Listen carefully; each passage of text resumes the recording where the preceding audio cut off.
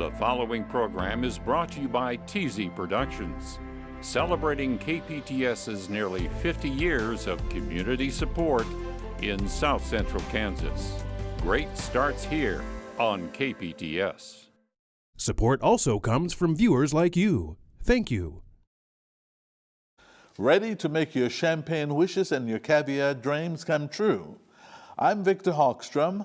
This week, we welcome a Kansan who is well known in his own right, but his last name was made famous by his musical cousin. From Hollywood, we bring you the Lawrence Welk Show. Band leader Lawrence Welk remains an American icon many years after his death. His classic TV show continues to air on KPTS and other public television stations across the country to the delight of loyal viewers. But Lawrence Welk is not the only member of the Welk family to leave a lasting and endearing mark on this world. Thomas Welk is Lawrence Welk's cousin. He is a Catholic priest, a longtime faculty member at Newman University, and founder of Wichita's first hospice program. Welk is considered one of America's top experts on death and dying and helping families deal with the inevitable. But as important and serious as that work is, Welk is also an expert on having fun and living a balanced life. He is an avid hunter and fisherman who loves visiting the wilds of Alaska. Welk is also an expert craftsman, having built this sailboat by hand. Meanwhile, he loves to garden and make his own jam and salsa. You think we'll have plenty to talk about? I'm guessing we will. Let's go one-on-one with Tom Welk right now.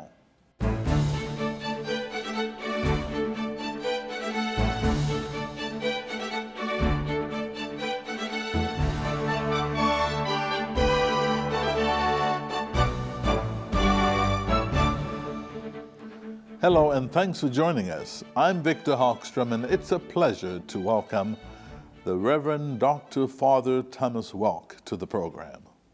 Welcome to the program. Glad to be here. Thank you for inviting me. Now, you're from North Dakota originally, related to the well-known Lawrence Welk, practically interacted with him too. But tell us about those growing up days in North Dakota. I grew up in the rural area there, south central area, the Bismarck area, without electricity, running water, as some would say, a pretty primitive kind of growing up. Went to a one-room country school for 8 years and probably didn't know a whole lot of English when I finished there because German's my first language. How did that happen? The people that settled in that area are ethnic Germans, kind of an interesting background. Originally, my great-great-grandfather lived in Alsace-Lorraine in France, and then they emigrated to the Ukraine and Russia in 1808, but kept all their language, customs, so really basically stayed ethnic German. And when they left there at the end of the 19th century, settled in North Dakota, homesteaded there, brought all those same customs and language over there. If you spoke English in my rural North Dakota community, you were the outsider. Wow, interesting. Yes. So what kind of a child were you growing up? I was an ornery kid. I'm number 8 out of 10, and so I had to fight for survival. Was it difficult? No, we're really a close family right now. But, you know, not having fighting partners that were not related to us, you fought with your own brothers and sisters. So Lawrence Welk, the last name you have, yes. Welk, is related to you, or you're related to him. You are related. Yes, I say he's related to me because I made him famous. Oh, is that right? How did that happen? Oh, no, it didn't. So what was the relationship like with Lawrence Welk? Well, let me go technically in terms of the blood relationship. Go ahead. His father and my grandfather were brothers. My dad and Lawrence were just 1 day apart in age. So technically speaking, his father's my great uncle, and Lawrence and I would be first cousins once removed.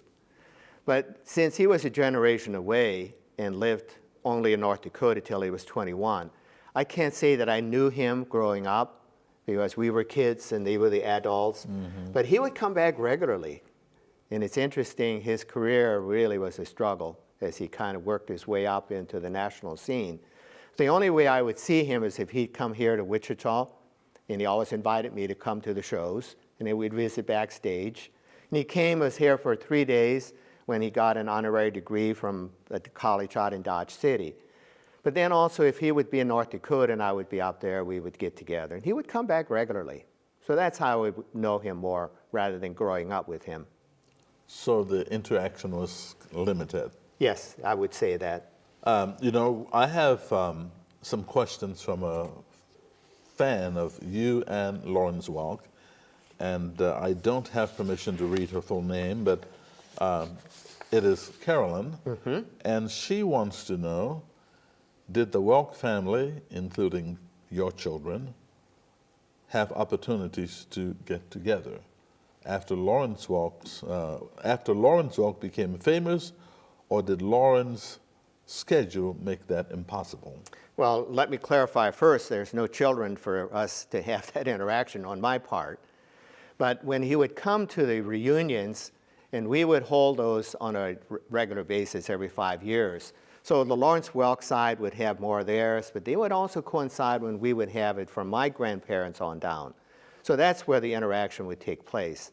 And I've had some correspondence with his children, Donna, Shirley, and Lawrence Jr., because I've done extensive work on the Welk family history, tracing it all the way back to 1600.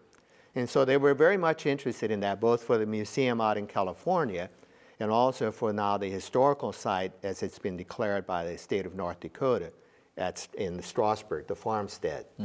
So that would be more the interaction I would have had with them over the years. And Carolyn also wants to know, did you have an opportunity to watch the show live when it was broadcast from California or being taped? I would put it that it wasn't just an opportunity, it was a command performance that we watched Lawrence Welk. Wow. Because when Mom and Dad on Saturday night, there was nothing else that would be allowed to be watched on TV other than the Lawrence Welk show. Did you attend the rehearsal? Was a follow-up question from her. Attend the rehearsal where? In California.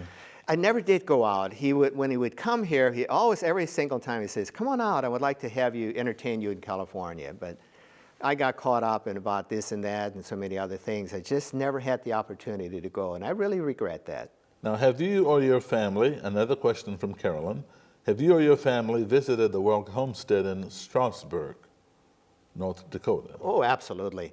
As a matter of fact, I helped put together a lot of what they have in terms of my own research in sharing artifacts. I have a picture of my great-grandparents that was taken in Odessa, Russia, Odessa, Ukraine, and so I shared that with them, a copy. So yes, I've visited extensively and know pretty much, and then helped the state historical person for North Dakota, as now it's a state site, and I proofed a lot of the stuff that he had and helped him put together the display. Okay, enough of Lawrence Welk. Right. Let's talk about Tom. Tom Welk, you. Yes. So after North Dakota, what happened to you? I decided that farming was not going to be my calling. No kidding. No kidding. And I tell you, it was not mechanized farming. That's going to be also an upcoming book on Lawrence Welk that's being written right now by a professor in Indiana, where he talks about the hard work that farming entailed in North Dakota. So I decided I was either going to go into medicine or I was going to go into ministry. And so I decided to go into ministry and left North Dakota then for Ohio, where I got my education. So I decided that opportunities, if I didn't go into farming in North Dakota, were going to be pretty limited. And I was not engaged in that. My dad said, well, you're too lazy to be a farmer anyway, so you might as well go off and go to school. And you obtained a PhD, Doctor of Philosophy. So got my undergraduate work in philosophy and then worked my way on up. And right now my focus is on my doctoral work is medical ethics. And that kind of really fits in well, Victor, with what my calling, I felt kind of inclined all the way through whether I wanted to go into medicine. So I really kind of have both fields right now, as a medical ethicist and also doing end-of-life care and clinical work. And so that is the calling? That's what I feel that I'm most effective at right now. Is that would be what I would call my calling, yes. And that's dealing with hospice situations. Hospice, end-of-life care, medical dilemmas. I serve on a number of ethics committees for hospitals. Isn't that depressing? I hear what you're saying, and I keep asking that question a lot, especially dealing in end-of-life care, dealing with dying and death every day. I would say rather than depressing, it's challenging, but at the same time, you're providing a lot of support for people at a very critical time. So I would call it also very satisfying. And I think any time you're asking that question regarding depressing, I think depression comes from doing something that you're not good at and you have no sense of result, no satisfaction. That's where I think depression would come in. But even if it's challenging work, if you feel you've made a difference, I think that really is not going to depress anyone. So tell me about the difference that you feel that you make in the hospice situation. Let me give you just a good illustration of that. I walked into this room, patient was dying, and the first words out of this woman's mouth were, "Thank God for cancer." I shared that on a video that Jim did. And it was kind of perplexing to me as to what's going on here. Why would someone say thank God for an illness?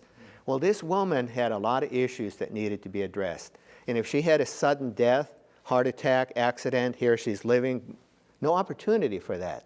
Versus cancer allows a gradual decline, and she wanted to reconcile with a lot of loved ones who were alienated. So I was able to work with her, along with our social worker, and when she reconciled with the last one, you know what happened in short order. Death took place. So that would be one illustration, but I can give you countless. Just yesterday, visiting with a family, a patient, where the individual now is ready to move on, and it's difficult for the family to say goodbye. So I have a ritual that I say, a ritual of healing, praying this person home to heaven. And the emotions start flowing as they finally need to acknowledge my loved one is not going to be around much longer. But they also can have a sense of celebration that this loved one is off to a better place. Their bodies are no longer working, and now they're going to be freed from that. That's the ultimate healing. That can bring a lot of satisfaction when you can feel you've made a difference that way. So what is or has been the last thing or the last things you say to a dying person that would This may comfort not them? sound respectful, but I always tell the dying person, now, when you go through those pearly gates, make sure you don't lock them, because I want to get there too. Yeah. And they kind of chuckle. It lightens it up a little bit for them and for the family. Do you get any reaction? Mostly it's a reaction of smiling and relief and chuckling and promises, no, I won't lock them. I'll make sure you get in there too. And you have a story about the halo. Well, when I go out, I usually go neutrally, because our program, Harry Hines Memorial Hospice, is not tied in with any medical group or any faith community. So rather than wearing a particular identifying, like the collar for a Roman Catholic priest, I usually go more neutrally, because we have so many faith communities people have that we serve. So if it's a Catholic and they ask, well, where's your collar? And they say, well, I don't wear it, but I have a halo. Didn't you see my halo? And Jim said he never saw it. But you said already it was a little faded, but you saw it. And he said, Victor, you saved yourself, because it takes holiness to see holiness. And if you didn't see my halo, that means you're lacking something, right? Now, we won't get any further with that. But yeah, this kind of lightens it for them too. And I don't go in having any preconceived notions as to what needs to be done here. So I have no list, I have no agenda, and I make it very clear to the patient, if they're able to visit, and family, I'm here to take care of what you see are needs. How can I support you? What do you need to visit about? What are your concerns? What are your issues? So in one way or another, I try to give a signal for that openness. Now, you do a whole lot of other things Now, we don't want to go into much detail on that. but they're interesting. Yes. Your hobbies are mind-boggling. You do woodworking, hunting and fishing, gardening, sailing, golfing, teaching. Right. Talk about those.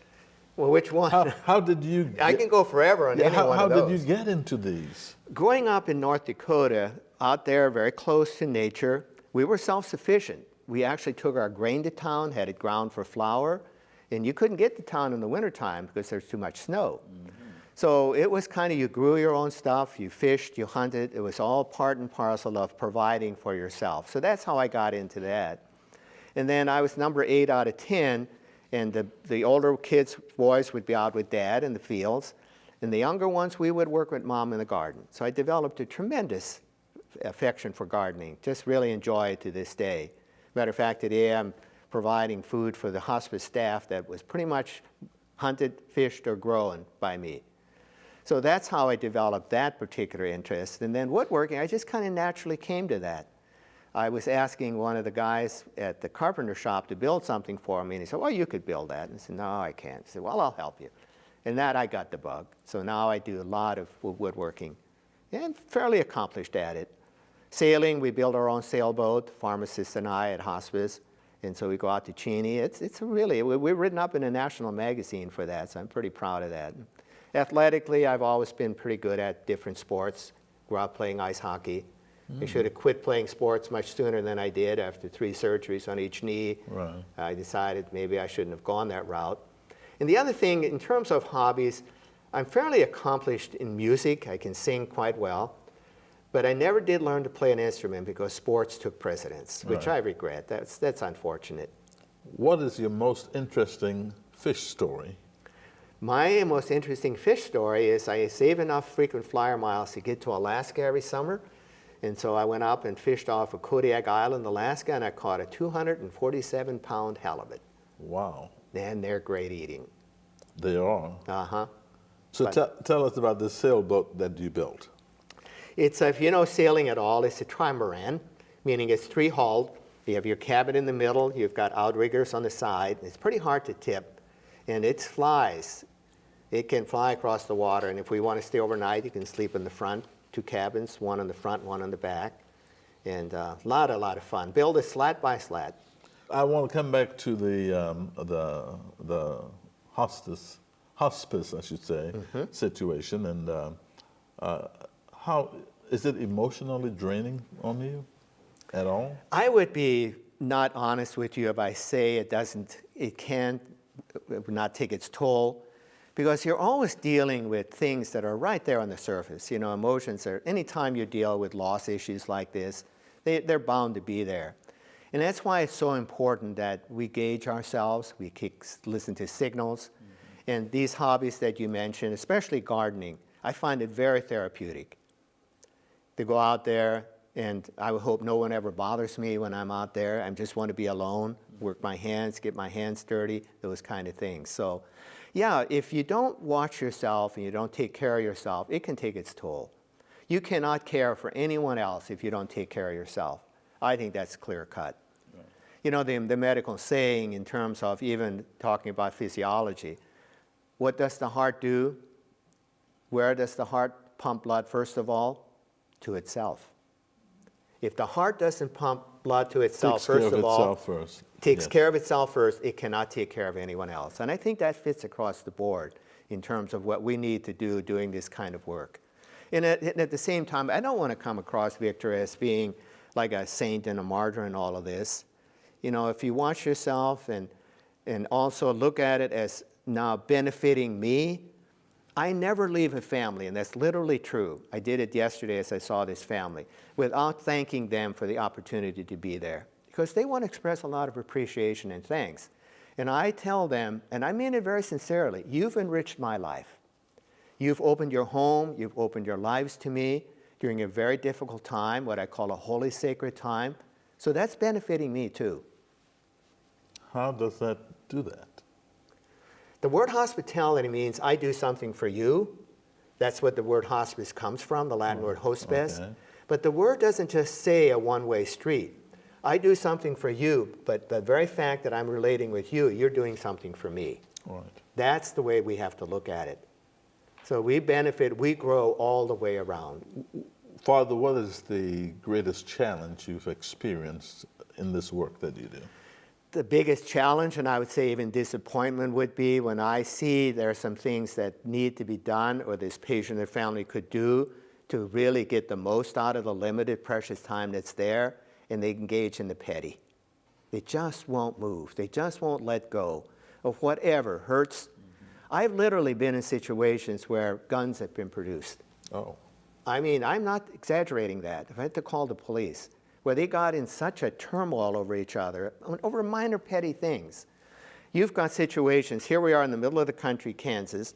The kids don't get along. One goes to California, one goes to New York. Mom or dad is dying. They come together, and they continue the same old fights. That's the disappointment. That's the challenge. How can we get them to come together, to reconcile? So how do you do that? Sometimes you do it very delicately. Sometimes you don't, and you got to move on. You did the best you could. And if you just keep dwelling on that, you're just going to tear yourself apart. So are there rewards in this work? The rewards are when you can get that to happen. When you can get When what you I get call... when you can stop family members from fighting? Yeah, or make it a good living until death. I don't call it a good death. I call it a good living until death occurs. That these people have lived life to the full every single minute, every single hour, every single week, whatever the case may be. That's what we're about in hospice, that we want to support them. Hospice is not a program, even though the word association would be, I say hospice, and the immediate word that comes to mind for most people is dying and death. Mm-hmm. No. Right. I want people to hear the word hospice and they associate that with life and living. That's what we're about. Well, let's lighten it up a little bit, Father. We do play a little game on this program, and Can I lighten it up a little bit more for you in terms of the question you just asked? People ask me, what's your role in life, Tom? I said, my role in life, excuse me, is put the fun into funeral. And I don't mean to say that in a very insensitive sort of way. I want to be aware of that. But fun into funeral means let's celebrate life. Right. Even at the funeral, the formal service. Yeah, that's becoming the trend. People are celebrating the life of the deceased rather than mourning the life of the deceased. You need to be sad in terms of saying goodbye. It's never easy. Right. You're sad for ourselves, but also happy for the person. Celebrate that. So yes, that would be what I would strongly encourage. So let's do this, play this little game, okay? All right, I'm ready. You'll tell me if you like it or hate it, and why. Why is the key. Okay. Polka music. I grew up with that. I better like it. Okay. I can even sing one in German. Ja, das ist der Liechtensteiner Polka, mein Schatz. Go ahead. Polka, mein Schatz. It goes on. Silence. Even though I talk a lot, I have to have downtime. I love silence. I mentioned earlier about the garden. Right. And so even going out, if I'm turkey hunting, for example, I get up middle of the night sort of, and I may not see anything. Never go get a turkey, but I just love the silence of sitting there in the woods. Sushi. Sushi, I eat sushi, but you got to be careful there. Because if you don't get stuff that's really pretty good, you can get yourself some tapeworms too. Ooh. Not to get vulgar here, but a guy was eating nothing but sushi and he pulled out a 5-foot tapeworm. Oh boy. Guns. To me, guns are not something I'm obsessive about. They were not much different growing up on the farm in North Dakota than a shovel. I don't obsess over a shovel. When I need to dig a hole, I go get the shovel. If I need to harvest some game, I go get my gun. Other than that, I never think about it. And this nonsense of having unlimited access to guns, it's totally illegal for me to take an AR-15 out pheasant hunting.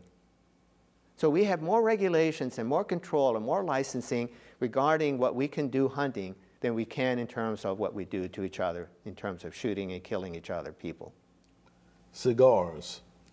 Cigars, if I'm out in the open and then they don't overwhelm me, I kind of like the smell of it a little bit.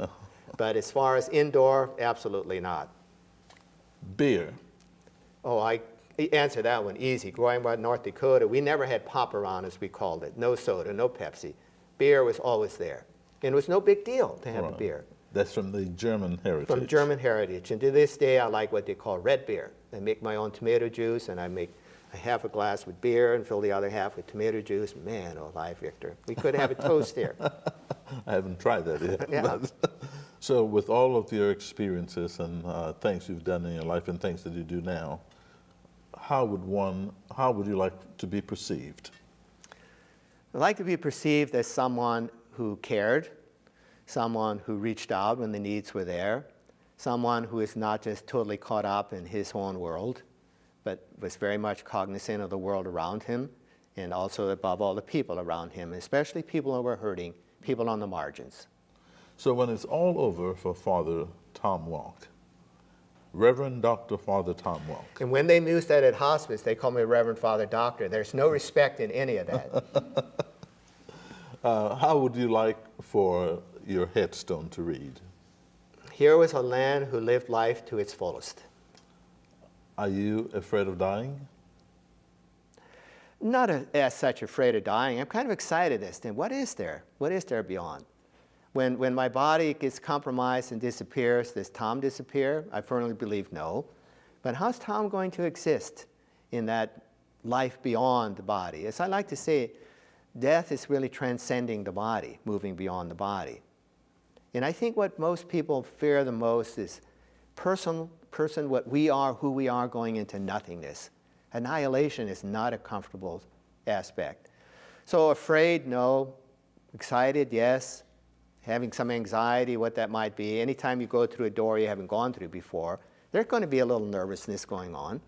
I bet you every time you do an interview, you go on TV, there's a little edge there, which is good, because it makes you then have that energy to do it well. As I came here to do this interview with you, there was a sense of edginess, anxiety going on. But once I get into it, I'm pretty well comfortable and relaxed. So, in your view, in your words, what would heaven be like?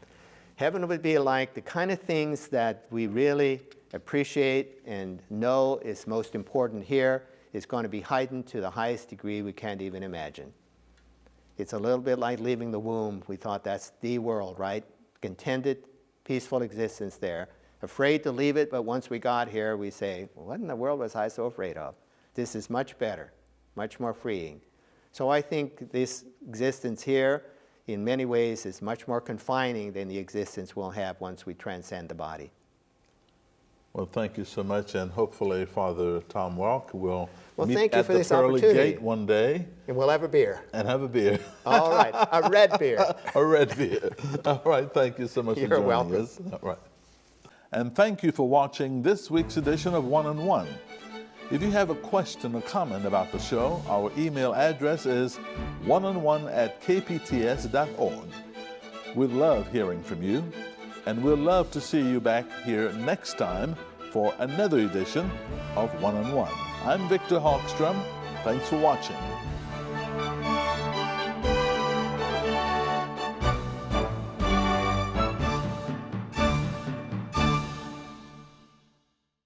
The preceding program was brought to you by TZ Productions, supporting KPTS and the communities it serves in South Central Kansas. Great starts here on KPTS. Support also comes from viewers like you. Thank you. Call KPTS to receive a DVD copy of this program for a $40 donation. You can also send a check or money order along with the program name, date, and time to the address on your screen. And you will receive a 1-year KPTS membership.